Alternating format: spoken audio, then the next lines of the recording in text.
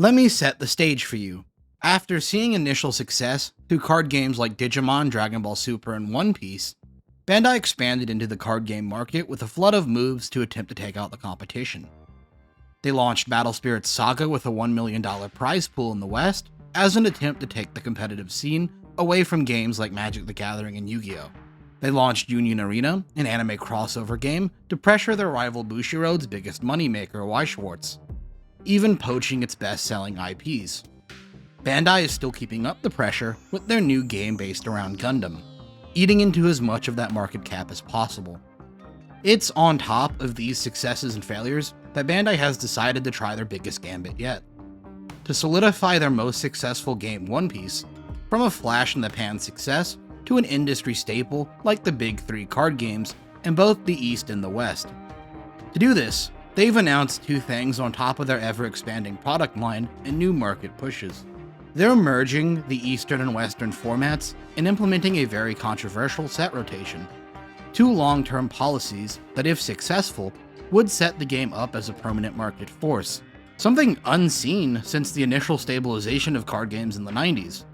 But the question is, can it actually work? First, Bandai has a very mixed track record with card games, which will be a damper on growth and player trust.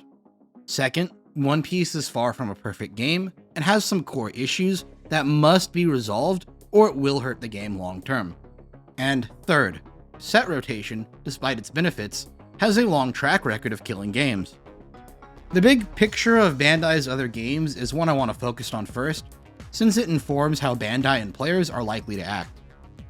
In the 2000s pre-Great Recession boom of card games, Bandai took a very different approach to card game design. The games were mass-produced and expendable.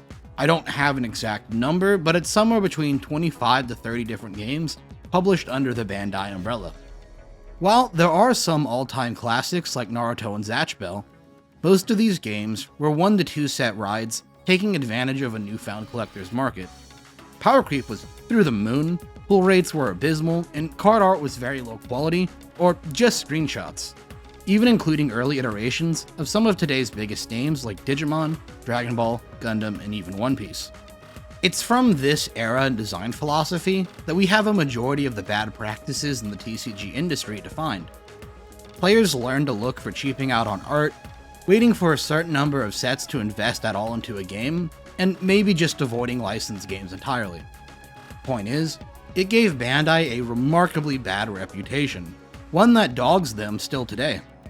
It's that Bandai games are perceived to have a limited life cycle, and aren't something to stick with long term.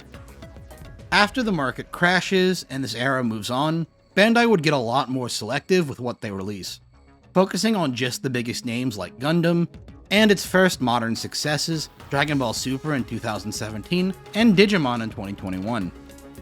DBS and Digimon introduce us to a lot of what people come to expect from current Bandai.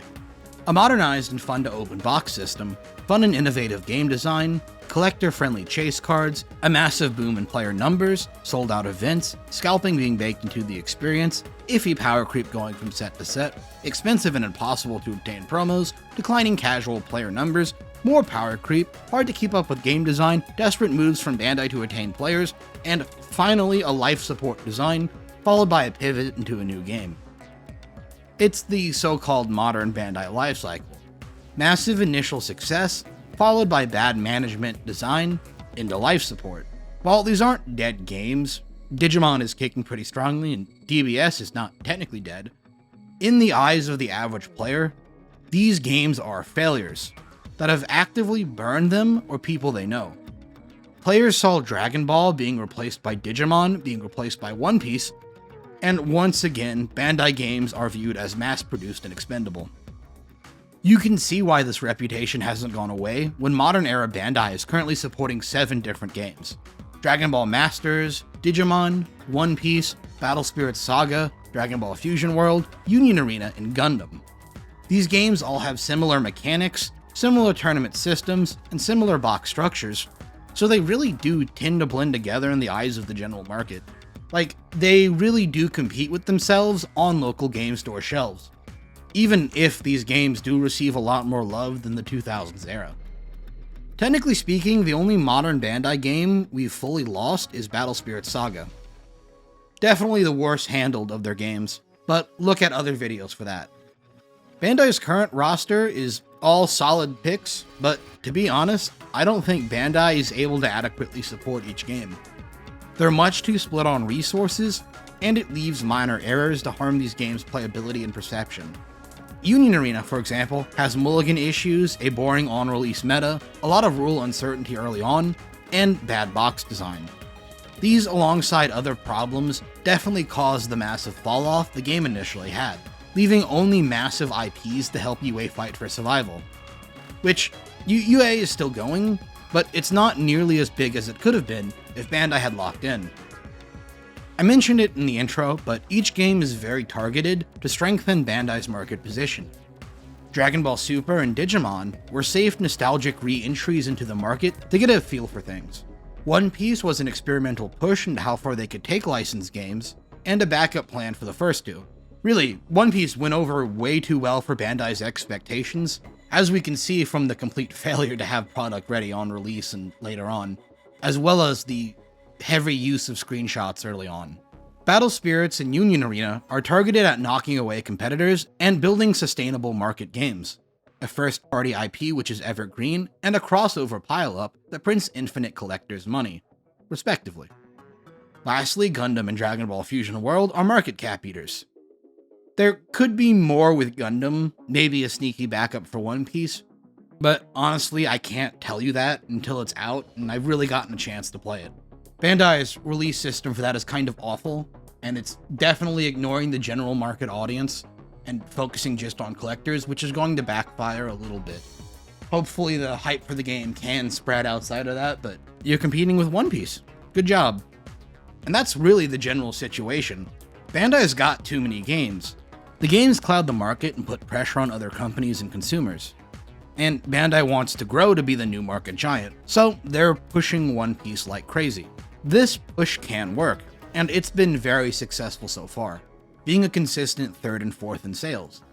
But Bandai is now at the traditional peak of their card game lifecycle after One Piece's second year. Classic and new issues are starting to pop up, and players are just more scrutinizing than ever. So if Bandai is to progress, they have to constantly address issues in a game of whack-a-mole. This brings us to One Piece's current state. Its second anniversary set has been its biggest yet, and has sold out alongside almost every product they've released. The market is ridiculously inflated, and decks are more expensive now than ever. This demand puts a strain on Bandai's distribution model, and asks questions about the sustainability of the One Piece card game. I'd split these problems into two areas that would need improvement if Bandai is to maintain and continuously grow the game. First, distribution. Second, power creep. First things first. Bandai does not print an adequate amount of product for every consumer to pull. This one isn't really their fault because they are printing more and more, but the sales keep going up to compensate. It's mostly really a problem for starter decks, which are required for a lot of players and are extremely vulnerable to scalping. These at least do get reprinted constantly, but it is very slow. Secret rares are a much more fundamental problem to the game. When supply allows, the expected value of boxes force the average secret rare to be about $10 to $30. But of course, One Piece is never in proper supply, so all prices go to the moon. It hits especially hard on secret rares, which are competitive staples, because they're in such a limited quantity. It's only about a playset of each secret rare per case. This is then made even worse for sets which are out of print or unpopular, like with OP6 Sanji or OP8 Rayleigh respectively. It makes decks that run a secret rare extremely expensive and inaccessible, which turns off new players from the game. And unfortunately, a lot of decks require secret rares, more and more as time goes on. Now, Bandai wants secret rares because they give boxes more incentive to open, like a semi-guaranteed expensive card. But this system is hard to maintain over time, or really even in the intermediate. New support is always at risk of spiking the prices of old cards, and a single deck format, high and rare chase cards, is a long-standing problem in any game. Reprints, while something I fully support, are only reactive and will not prevent these problems, and rotation is only half a solution. I don't know, you can't reprint them faster, they've done a good job with that. You'd ultimately have to find some method of increasing the number of secret rares per case. Promo cards have also been an issue, specifically for mechanically unique cards. If you want to try the new Shanks, Odyssey cards, or Ulti Techs, be prepared to pay $100 per playset. Even well-distributed promos like the new Buggy are always at risk of becoming problems, since they have a limited supply and can't easily be reprinted. In the East, these are relatively easy to obtain since events are frequent and large enough for demand, and Japan actually has the infrastructure to distribute cards at non-tournament events. The West does not, and it's very scalper focused, so you just really can't do it. Promos have always been a problem for the game going back to set 1, but recently they just had a temporary solution of either making them unplayable or just delaying porting them into the West at all. Hey, this kinda worked, but since they're merging the Eastern and Western formats, this is gonna have to be addressed. Lastly, let's mention the issues with pulling from extra boosters, which are designed as mini sets in the East and ported as full sets in the West, only creating a worse product to open and a time bomb in needlessly expensive cards. All these issues, if One Piece is not careful, could end up making Yu-Gi-Oh! Price decks. And for a 2-year-old card game at that. It's an issue for their product design that going into the future, these systems are less and less sustainable. Even with rotation, these issues don't fully go away. In fact, as we'll get into later, I'd argue that rotation effectively amplifies the strain put on players by these issues. Let's move on to our second problem area of power creep. While it's been handled well in my opinion, it's definitely been very apparent and some players are just not happy. Most old leaders have not aged well, with only 4 to 5 of the 38 leaders from set 1 to 4 seeing competitive success, even despite every leader getting new support semi-consistently. Really, the game does just tend to be dominated by newer strategies. Most decks only run 4 to 10 cards from the first block of sets, and the game is getting faster. We have more consistent leader effects, more removal, more counterplay for removal, more splashy designs, and more gimmicks. Bandai's approach to power creep has been to push new gimmicks, then bring the rest of the game up to counter it, like the red meta, into the OP5 removal meta, into the Gecko Moria meta, into the Dolphy Rush meta, and into the now faster Luffy meta, with defensive options like we've never seen before. Not to say it's been handled badly. Older leaders can see success even if rare or they've otherwise had their playstyle moved into another leader. The few older leaders that are viable changes from format to format to counter current playstyles. Or a leader can be given a new life with new support at any time. Old cards enable flexibility in deck building that's very fun and skill intensive. And some decks are heavier on older cards, like Bonnie. It's exactly what I want from a card game. My older decks can always be semi-relevant at a local level, and on a more competitive scale, we can get a mixture. So why are players so concerned about power creep then? Well, it's one of the biggest killers of card games, and it can destroy the casual experience. Games can get out of control very easily, and people who can't dedicate an overwhelming portion of their lives to a game will just be left out. More than that, players want a certain value proposition from their cards, and losing competitive access to them before it's reasonable or whenever a new set releases is terrifying. Remember Bandai's reputations about the card game lifecycle.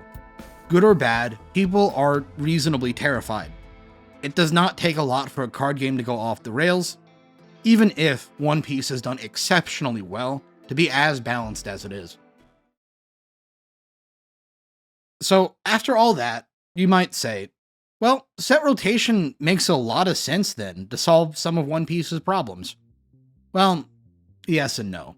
Yes, these problems can be prevented and minimized long-term under a set rotation system. But as these problems exist right now, they need other unique solutions, which set rotation doesn't bring or can actively take away from the overall experience. And that brings us to the big question in the One Piece community right now. What does set rotation actually do for One Piece?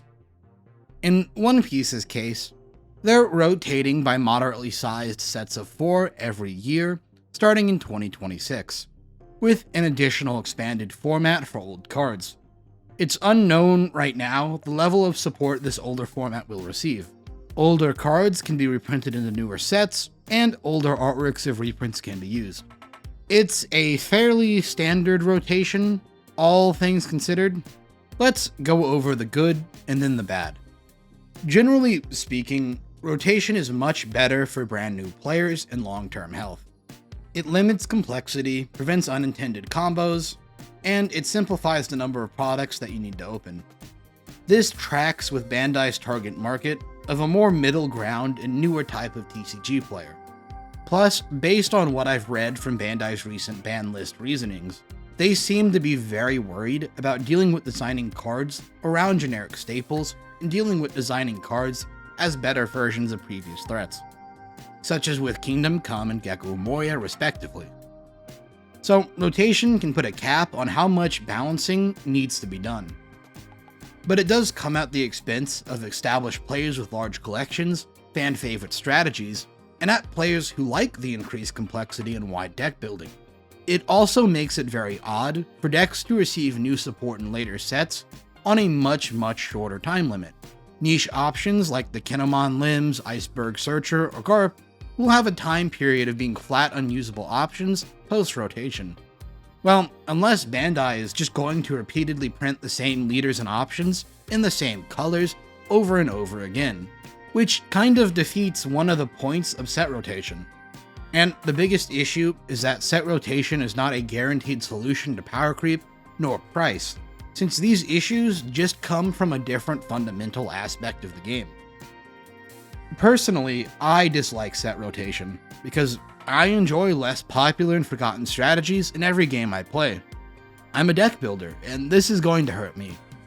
My collection losing value is fine, but I'd want to play my cards. And I'm shaky about how an expanded format would work. Locals in other games have issues getting more than one format to fire, especially in split games like Vanguard or even Magic. I'd imagine One Piece will have those issues as well, especially at smaller locals.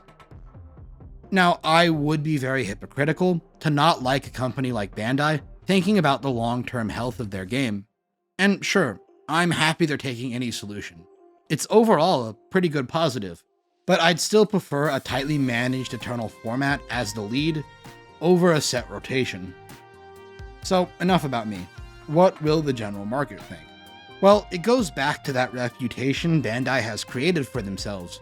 The game is doing very strong, and it's likely to keep going strong. But if the average player thinks that the game's peaked and the card game lifecycle is in decline, they'll slowly start to move on to the next thing. Any burnout, any new TCGs, any bad formats, and any difficulties in accessing the game are starting points for this line of player thinking. And oh boy, is set rotation a massive catalyst for these types of thoughts. It's why, outside of the biggest two games, set rotation has killed or harmed almost every game it enters. It's a yearly stress test on the player base, and weaker games fail. And most games don't have the 2 decades of burning players that Bandai does, even including badly implementing set rotation previously thanks to the Naruto Card Game. So when I say that set rotation is a risky gambit, I do mean it. Any design problems will hurt the community more under set rotation. Any big blunders could potentially 180 the direction of the game. The designers will have to work harder than they worked before, and Bandai will actually have to keep up with the growth and the issues it brings. The game will not be safe under set rotation until 5 to 10 years down the line. But it's not an impossible dream. One Piece as a game has had 2 years of remarkable success, the best out of any Bandai game so far. The game has pushed better pull rates, amazing card quality, and the best competitive system onto the larger TCG market. The designers, despite being slower than I'd like, have moved to correct mistakes and innovate past problems. The secondary market in this game, while definitely in a bubble at the moment, is absurdly strong, and product won't stop selling even if Bandai stops support. The One Piece brand as a whole is titanic and is likely going to be going for quite a bit longer. Between the live-action show, anime, and the manga hitting amazing arcs, the brand's peak is definitely yet to come, and it gives more wiggle room to what the card game can get away with. Card game players are very fickle, but I'd like to believe that the game can do well, despite my reservations about set rotation. Alright, I do have a few things I'd like to ask for in an Eternal format. First, let's give it some dedicated regionals with unique prize support, so like an actual reason to play it competitively. Second, let's bring back some older banned cards into the Eternal format. If the goal is to mess around with larger collections, we should really encourage it. I mean, bring it all back. Moby Dick, Sakazuki, Reject, everything. No, not everything, but some fun options. It would be fun to have these cards interact with each other in new options. And I mean, really, we can ban cards again if there's still problems. Just a reason to come back to these older formats. Third, consider some sort of reprint legacy support pack for the Eternal format.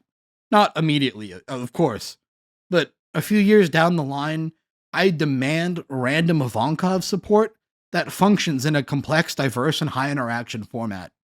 Like every card game. Lastly, maybe have special local level events under the Eternal banner, like the store championships or something. These are pretty easy demands, and I think Bandai is going to do most of them. At least I hope so. But if we just do something like this, Eternal format can work, and we can innovate around it as needed, if that makes sense. Alright, I think I've said enough for how I feel about all this. Thanks for watching, and I see you... You know what? Screw it, I'm going to give ban list opinions too. It's very good for the OP10 format, and probably going to be very well into the EBO1 format. But once we get to the new meta with the blue-purple Luffy, it'll be slightly out of date. The company has done a lot of work bringing the power level of everything else up around these problem cards, just to ban it right before an incoming meta change.